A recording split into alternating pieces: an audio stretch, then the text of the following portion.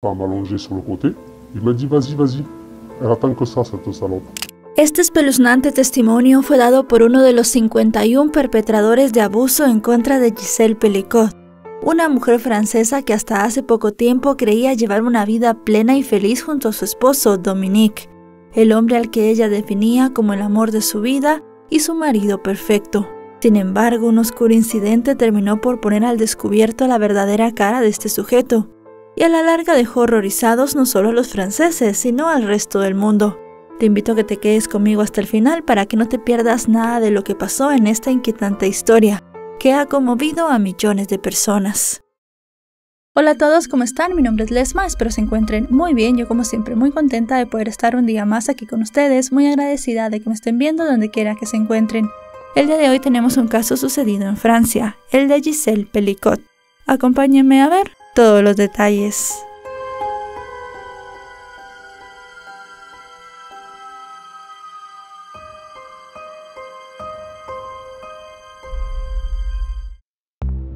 Gisèle Pelicot nació el 7 de diciembre de 1952 en una ciudad ubicada al suroeste de Alemania. Era hija de un militar francés y Gisèle llegó a Francia junto a sus padres cuando tenía 5 años. Apenas 4 años después perdió a su madre a causa de un cáncer, pero pese a ese duro golpe a tan temprana edad, su infancia y juventud transcurrieron dentro de todo sin mayores sobresaltos. Luego, a la edad de 19 años, la joven comenzó a soñar con un futuro y conoció a quien rápidamente se transformó en el amor de su vida, un hombre llamado Dominique Pelicot.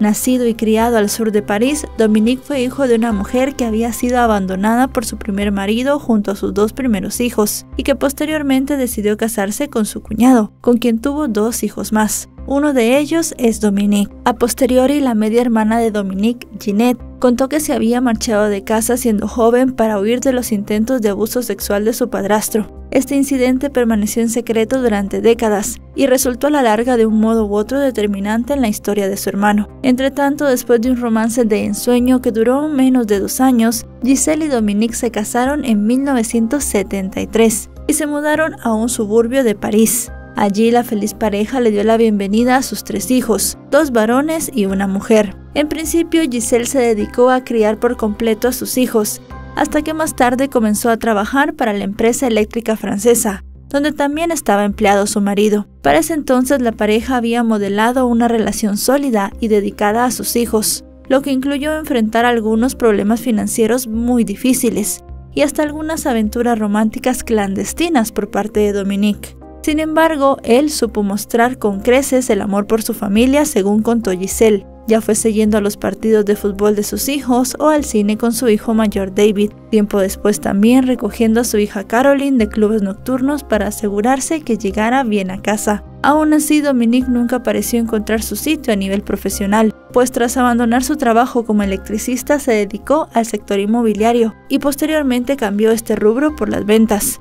Gisèle, mientras tanto, permaneció en la empresa durante el resto de su vida laboral y finalmente consiguió un puesto de gestión en logística para centrales nucleares. En 2013, ambos se jubilaron y decidieron mudarse a un pueblo ubicado al sureste del país llamado Mazán. En ese contexto que parecía idílico para el matrimonio, se instalaron en una casa grande con piscina y frecuentemente pasaban allí los veranos sus nietos y también sus hijos. Gisèle consideraba su vida plena y feliz, pensaba que era verdaderamente afortunada, y es que no podía ser de otro modo. Desde entonces tuvo el privilegio de contar con todo el tiempo del mundo para disfrutar de aquello que le llenaba, escuchar música, dar largas caminatas, comer chocolate y ver crecer a sus 7 nietos. Mientras tanto, su marido pedía dinero en voz baja a su hija adulta, pero eso no provocó ninguna ruptura en la unida familia. En cambio, las dificultades llegaron cuando Gisèle comenzó a padecer ciertos problemas de salud. Primero se manifestaron en pequeños fallos de memoria, luego también en una pérdida de peso y de cabello.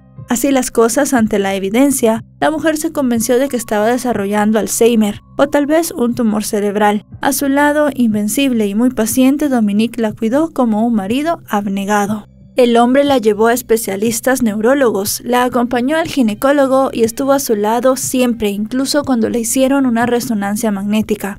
Él decía que era el amor de su vida, al punto que ella lo definía sin dudar como el marido perfecto. Pronto esa visión de felicidad absoluta en la que Giselle había vivido a lo largo de todo su matrimonio fue alterada por completo, a raíz de un evento inesperado, que a la larga la llevaría a descubrir el verdadero y terrible rostro del hombre al cual amaba y confiaba plenamente. Todo ocurrió a finales del verano del 2020, cuando Dominique fue arrestado por filmar con una cámara debajo de las faldas de las mujeres en un supermercado local.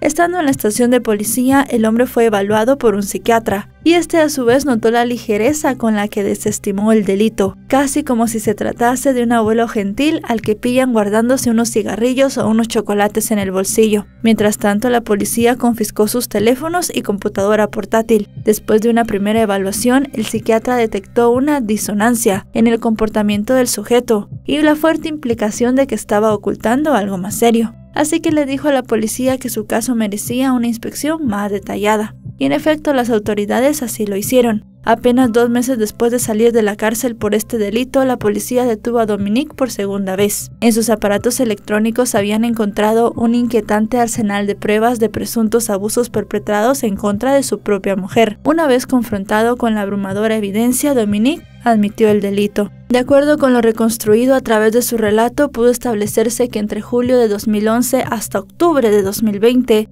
primero en París y luego en Massán, el esposo de Giselle captó a través de internet a decenas de hombres para que abusaran sexualmente de ella, mientras ésta se encontraba inconsciente, como consecuencia de haber consumido sin saber pastillas para dormir mezcladas con un medicamento contra la ansiedad.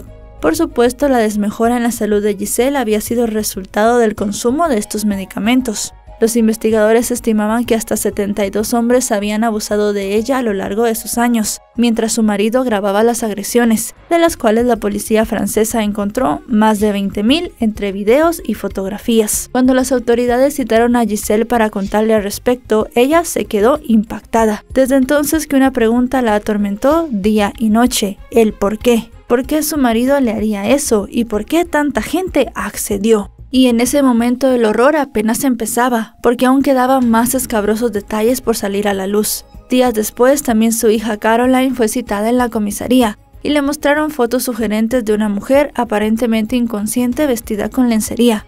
La vida de Caroline se detuvo cuando se dio cuenta que estaba mirando fotos de ella misma, imágenes que no recordaba, y que aparentemente habían sido tomadas por su propio padre. Y hubo todavía más, pues estando en la cárcel, el ADN de Dominique coincidió con el de un caso sin resolver de intento de abuso que se había dado en París en el año 1999. De acuerdo con los documentos judiciales, el hombre atrajo a una agente inmobiliaria de 19 años, conocida por el seudónimo de Marion. La llevó a un edificio con el pretexto de que estaba interesado en comprarlo. Allí la inmovilizó contra el suelo, le ató las muñecas con una cuerda, le puso un frasco de éter en la nariz y luego le bajó los pantalones. Pero el efecto de la droga se disipó pronto y ella consiguió escapar. Durante un interrogatorio policial ya en el año 2021, Dominique admitió haber estado presente en la escena de ese crimen. Con este antecedente se transformó también en el principal sospechoso de otro caso sin resolver, concretamente en 1991, relacionado con otra joven agente inmobiliaria llamada Sophie, que fue abusada tras ser dormida con éter, mientras visitaba un apartamento en París con un cliente desconocido. Luego el agresor cobró la vida de la chica. Dominique, no obstante, negó cualquier implicación en este segundo caso. De cualquier modo, aun y cuando para entonces se habían perdido pruebas cruciales de ADN, las similitudes entre las escenas eran sorprendentes, tanto que los investigadores se ocuparon de buscar otros posibles vínculos con otros crímenes. Mientras tanto, con el paso de los meses fueron identificados los 50 hombres a partir de los videos de agresiones a Giselle, los cuales, como ya sabemos, el mismo Dominique había filmado. Todos estos comenzaron a ser acusados en el caso.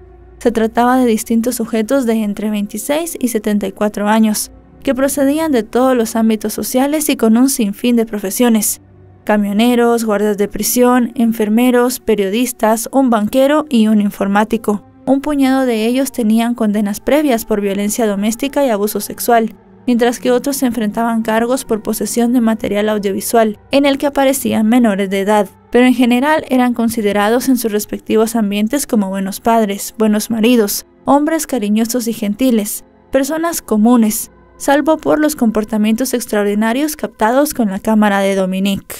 A medida que fueron quedando detenidos y debieron someterse a distintas evaluaciones psicológicas, los expertos concluyeron que no poseían ningún trastorno de la personalidad o deficiencia particular que pudiera explicar su participación en los hechos, salvo tal vez una gran falta de empatía. Además de sus interrogatorios surgieron nuevas pistas sobre el caso, empezando por el nombre de la sala de chat donde estos hombres habían conocido a Dominique. Luego estaban las reglas básicas que él establecía para entrar en su casa. Primero, los hombres no podían presentarse oliendo a colonia o humo de cigarrillo, porque los olores extraños podían despertar sospechas en Giselle. Tenían también que esperar que ella cayera inconsciente para colarse en su casa, y una vez que lo hacían tenían que hablar en voz baja para no despertarla. Además, deberían calentarse las manos en un radiador antes de entrar al dormitorio y quitarse la ropa en la cocina. Varios hombres dijeron que Dominique lo sacó corriendo en cuanto Giselle dio la mínima señal de despertarse. Por su parte, Caroline se convirtió en una víctima olvidada del proceso, una noción que caló visiblemente en su relación con su madre, pues en sus memorias publicadas en esa época a raíz de los sucesos, acusó a Giselle de no haber mostrado suficiente apoyo, optando implícitamente por ponerse del lado de su marido en lugar del de su hija. En palabras de Caroline, por culpa de su padre, también estaba perdiendo a su madre. Después de las respectivas audiencias, cuando el caso fue a juicio en otoño de 2024, Giselle subió por primera vez las escaleras del tribunal donde casi nadie conocía su nombre. Sin embargo, gracias a la renuncia previa a su derecho a la privacidad, lo que incluyó presionar para que la evidencia en video fuera mostrada en el proceso, rápidamente se convirtió en un ícono para las mujeres, por su valentía a negarse a sentir vergüenza por lo que otros le habían hecho. Por el contrario, Giselle estaba firmemente convencida de que la vergüenza debía caer sobre sus abusadores, incluido por supuesto el que ya en ese momento era su exmarido. Pronto el proceso de Giselle se volvió viral. En el inicio, el tribunal escuchó a psiquiatras y psicólogos que describieron a Dominique. Supuestamente su mente estaba dividida en dos partes completamente separadas y herméticas sin fugas entre ellas. No obstante, no le diagnosticaron ningún trastorno mental. Al respecto, un especialista que lo entrevistó en 2020 presentó una evaluación muy profunda al panel de jueces, destacando en su mesurada y elocuente declaración que si bien no se podía descartar que el hombre fuera un monstruo, tampoco era un psicótico incapaz de distinguir entre la realidad y la ficción. Una forma más sencilla de decirlo es que Dominique, según el experto, tiene una personalidad antisocial, término que los psiquiatras prefieren hoy en día en lugar de palabras como psicópata o sociópata. De hecho, varios de los especialistas llegaron a la misma conclusión. En cuanto a esta fisura o división en la personalidad de Dominique, todos los especialistas coincidieron en que había en él, por así decirlo, un lado A, un hombre que sus amigos y familiares conocían, el que era muy bueno y además de eso ayudaba a las personas que quería. Un abuelo, padre y marido atento y muy entregado, alguien que supuestamente había estado enamorado de Giselle desde los 19 años. Y la otra parte era el lado B, el perverso manipulador e incapaz de sentir empatía, un adicto al sexo que veía a los demás como objetos para utilizar o doblegar a su voluntad. Otros aspectos también destacados por los especialistas fueron su egomanía, una fragilidad narcisista y lo que calificaron como una desviación sexual anormal, que combinaba exponer a su pareja para su disfrute sexual, el voyerismo y una parafilia o atracción sexual por personas dormidas. Este lado de Dominique, según los expertos, se pudo haber agudizado por lo que él y su media hermana describieron como un hogar violento en su infancia. Otro tanto podía ser atribuido al relato que él mismo dibujó de su pasado, cuando supuestamente sufrió de distintos abusos cuando todavía era menor. Durante el segundo día del juicio, Dominique reconoció ante los presentes en la sala los terribles hechos por los cuales se les acusaba. Luego, una vez que fueron proyectados los videos, la sala del tribunal pudo ver secuencias aberrantes, en las que el hombre y sus cómplices ejercían todo tipo de violencia sobre el cuerpo inanimado de Giselle, que permanecía sin enterarse de nada. Dominique, por su parte, decidió taparse los ojos ante las imágenes y dijo que estaba avergonzado. De hecho, a lo largo del juicio, el hombre intentó presentarse bajo una luz más positiva, como cuando salió en defensa de Giselle, cuando unos abogados defensores la interrogaron agresivamente. En esa ocasión, el hombre dijo que en ningún caso ella había sido cómplice de los hechos.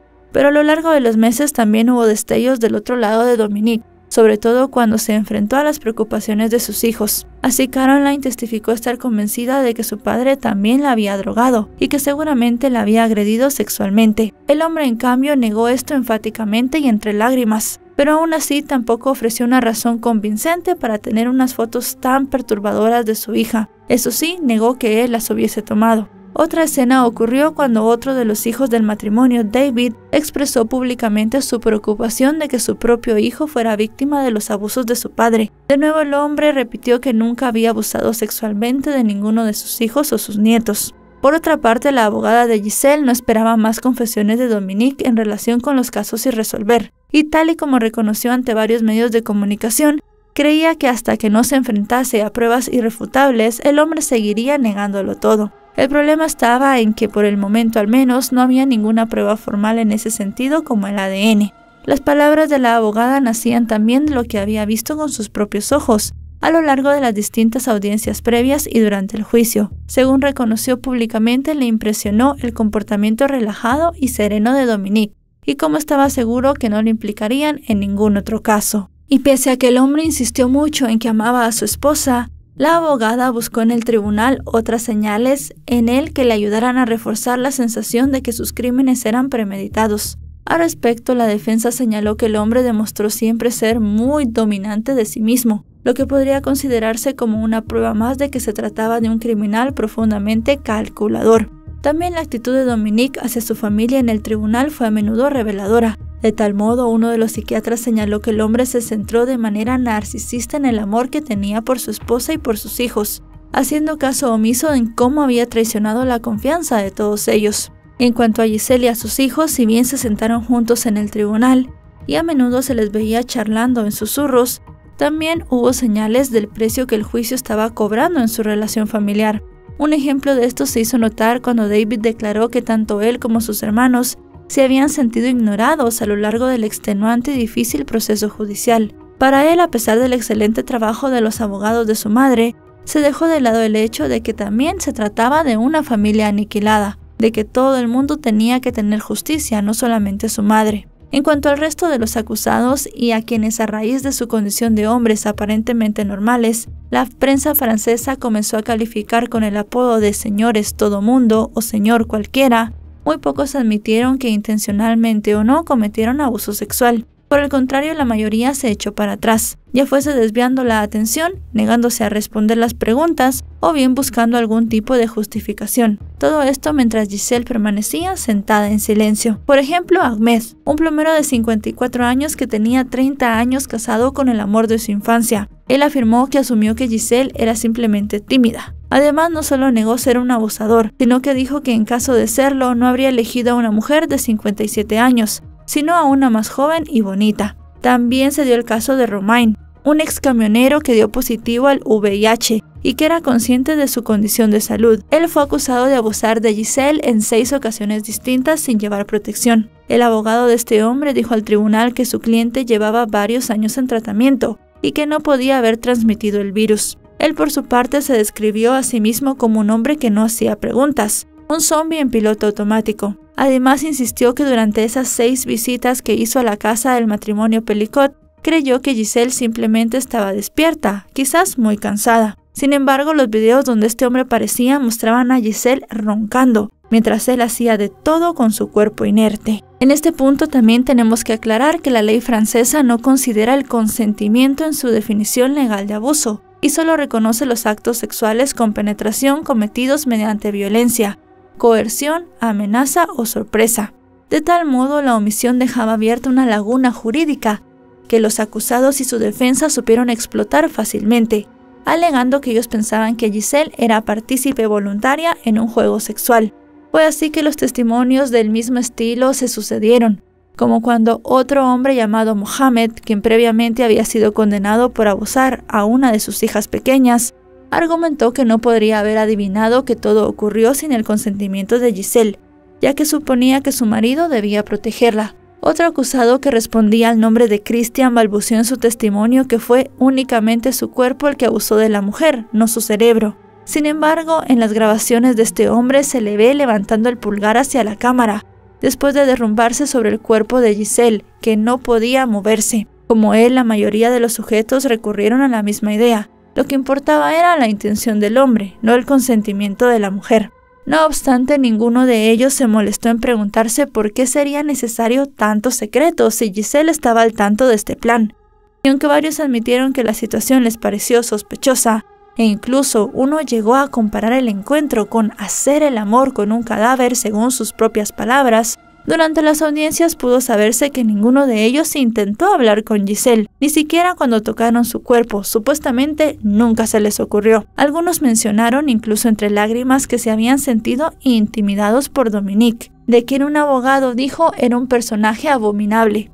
Otros sostuvieron que les dieron tragos con drogas y que ellos no recordaban los encuentros. Sin embargo, Dominique negó haber hecho eso. Siempre sostuvo que fue muy claro con los hombres al decirles que su esposa no estaba al tanto de la trama, y pese a esto, solo 2 se marcharon de la casa. Siguiendo con los testimonios de los abusadores, un hombre llamado Jacques, de 74 años, dijo que cuando salió del hogar del matrimonio pensó en acudir a la policía, tras notar que Giselle no mostraba ninguna reacción cuando él la acariciaba. Pero al día siguiente, de acuerdo con sus propias palabras, la vida simplemente siguió su curso, y él terminó por olvidar todo el asunto. Otro acusado, que respondió al nombre de Patrice, dijo que nunca denunció a Dominique porque no quería perder tiempo en la comisaría, ya que de todos modos estaba seguro que nadie le creería. Así, por irrefutables que fueran las pruebas mostradas en el juicio, la mayoría de hombres nunca aceptó que había abusado de Giselle. A muchas esposas, parejas y familiares de los acusados les llamaron a declarar sobre el perfil de los implicados. También se esforzaron en buscar respuestas mientras trataban de entender cómo esos hombres que creían conocer habían terminado atrapados en ese tipo de situación, como lo expresó en sus propias palabras una de las mujeres. Muchas ex y actuales parejas de estos hombres fueron sometidas a diferentes pruebas para comprobar si, como Giselle, también habían sido drogadas. Una mujer dijo que siempre le quedará la terrible duda de si un hombre que ella considera respetuoso, atento y dulce podía haber abusado de ella sin saberlo.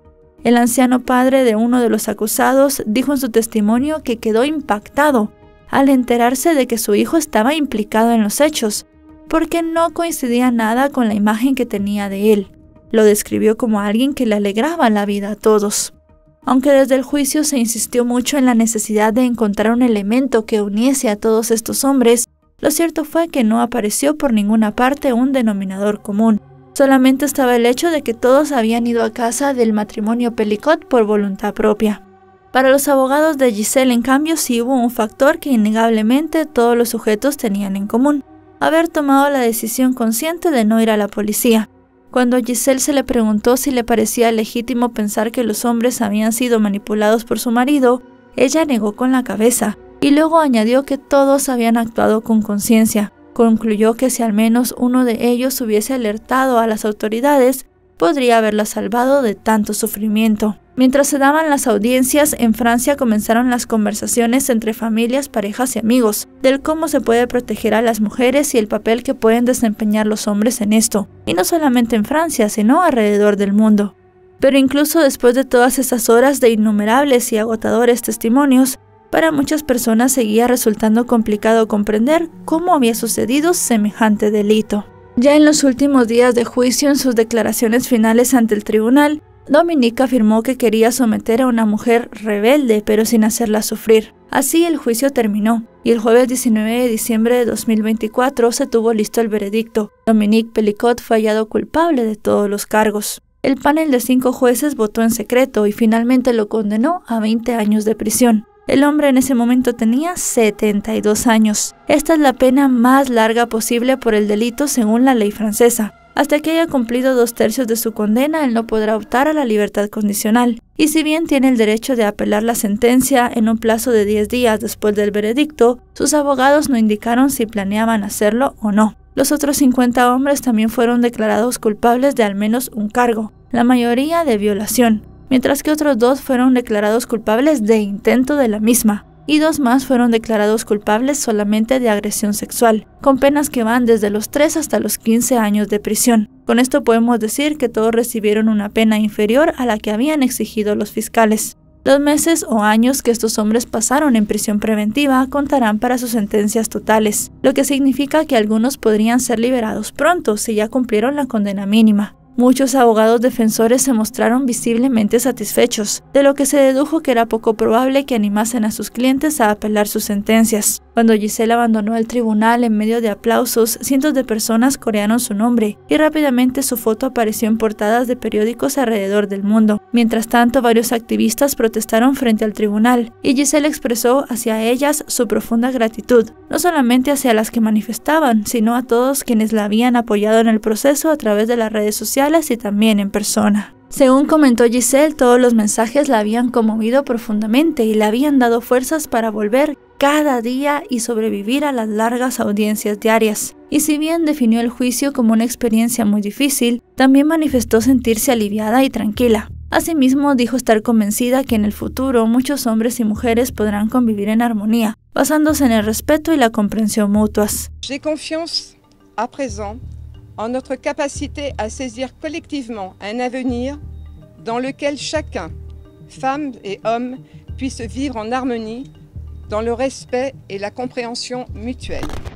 Convertida ahora en una heroína para muchos en su país y en el extranjero, Giselle expresó que pensó mucho en sus nietos durante todos los meses que duró el juicio, y que también por ellos lideró esta lucha. Por último, añadió que en ningún momento se arrepintió de haber tomado la decisión de hacer pública tanto la evidencia como su rostro. Ella ahora planea dejar de utilizar el apellido de su marido, pero le será imposible volver al anonimato, que tanto le sirvió cuando intentó rehacer su vida tras la revelación de los crímenes de Dominique, pues con un alto precio personal se ha convertido en un símbolo de una lucha que ella nunca eligió. Parece poco probable entonces que quiera convertirse en una activista abierta contra la violencia de género. Más bien lo que ella ha dicho es que puede que vuelva a lo que siempre le ha dado consuelo, su vida hogareña y el contacto con sus seres queridos. Entretanto, a la mañana siguiente a haber concluido el juicio, 2 hombres condenados a 8 años de cárcel apelaron la sentencia, y según informes de varios medios locales, se espera que se sumen otros en los próximos días. Mientras tanto, otros hombres que aparecieron en 20 videos de agresiones mostrados en el tribunal aún no han sido identificados y siguen prófugos. En total, la policía cree que Giselle fue agredida por 72 hombres. Asimismo, las autoridades se encuentran analizando de nuevo otros casos sin resolver, que utilizaron un modus operandi similar. Muchos periodistas especulan que habrá un antes y un después del juicio, sobre todo en lo relativo al tema del consentimiento en las relaciones sexuales. Al respecto, varios residentes de Francia dijeron a la prensa que esperaban que la justicia se planteara la posibilidad de dar sentencias más duras, que hicieran pensar a los hombres 2 veces antes de llevar a cabo un acto como este. Cabe agregar que buena parte de las personas que hablaron con los medios dijeron sentirse decepcionados ante la idea de que estos hombres pudieran salir de la cárcel rápidamente. Por lo pronto, este es un capítulo terminado en la vida de Giselle, quien, como ya les dijimos, espera volver a la normalidad y disfrutar de su familia y dejar en el pasado esta horrible experiencia. Y bueno, chicos y chicas, hasta aquí el video de hoy. El caso de Giselle fue un caso que dio mucho de qué hablar en este último trimestre, más que todo del año 2024, pero como pudimos ver, los hechos se remontan hasta el año 2020. Realmente, como les digo, dio mucho de qué hablar, muchas personas dieron su opinión. Giselle fue una mujer muy valiente que decidió quitar el anonimato, pero creo que también tenemos que pensar en esas víctimas que desean permanecer anónimas, pero sí hacen las denuncias. Ellas también son personas muy valientes. Al final, creo que todas las personas que denuncian y que buscan justicia por estos actos merecen ser tratadas como héroes o heroínas, porque al final denunciar, seguir un proceso de estos, pues es muy complicado. Giselle dio la cara por muchas mujeres y al final se logró una sentencia, vamos a decirlo así, histórica, en un caso que también nunca se había visto en Francia. Si este video les ha parecido informativo, recuerden dejarle un me gusta, recuerden suscribirse si no lo están. Actualizo 3 o 4 veces por semana y si están suscritos les llegará una notificación cada vez que yo suba un video. En redes sociales me encuentran como LesmoVR, allí también subo mucho contenido. Ahora sí, nos vemos hasta otro caso. Adiós.